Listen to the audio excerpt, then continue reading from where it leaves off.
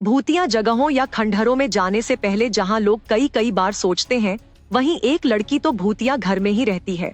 उसका कहना है कि अगर लोग इस घर में होने वाली घटनाओं के बारे में सुन लें, तो घर के आसपास भी न आएं। अमेरिका के वॉशिंगटन में रहने वाली अमांडा पॉल्सन के लिए ये भूतिया घर और इनमें होने वाली असामान्य घटनाएं सब नॉर्मल है। वो इसलिए क्योंकि अमांडा इसी घर में पली बढ़ी है।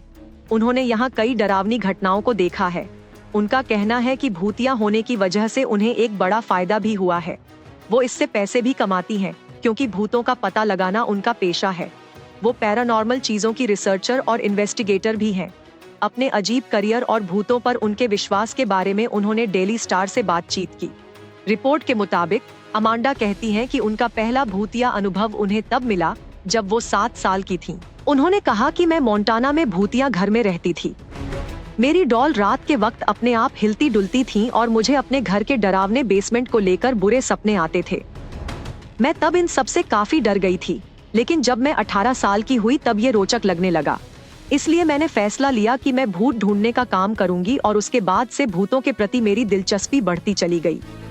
अमांडा ने बताया कि उन्होंने भूतों से जुड़ी किताबें पढ़ी और टीवी शो देखे। उन्होंने पहली बार वीजा बोर्ड इस्तेमाल करने के बारे में भी बताया।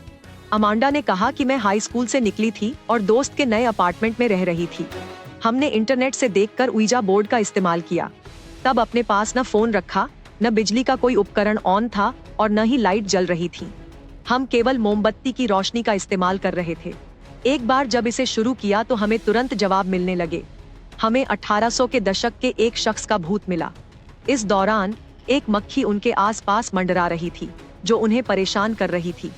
अमांडा ने अपने भूत दोस्त से इस बारे में कहा और तभी मक्खी मोमबत्ती की लौ के पास गई और खुद को जला लिया। अमांडा का कहना है कि कई लोग इन सब में विश्वास नहीं करते हैं।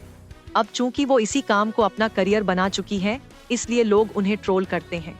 वो कहती हैं कि मैं लोगों पर कभी कुछ थोपती नहीं हूँ, लेकिन भूतों को ढूंढने का काम करने से अपने जीवन को अधिक संतुष्टिपूर्ण तरीके से जीने में मदद मिलती है।